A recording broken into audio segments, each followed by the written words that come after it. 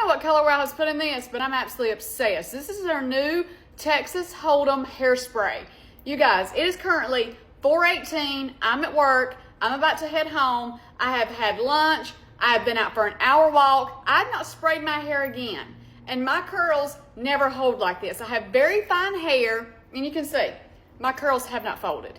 And as they claim, this will hold your hair 8 hours plus, and it does just that.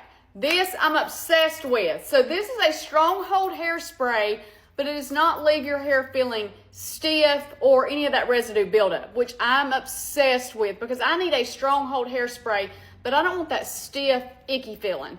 And this, yes, Color Wow. I've been looking for this my whole life. If you're looking for that too, I'm telling you right now, you still have the flexibility, but your curls will not fold.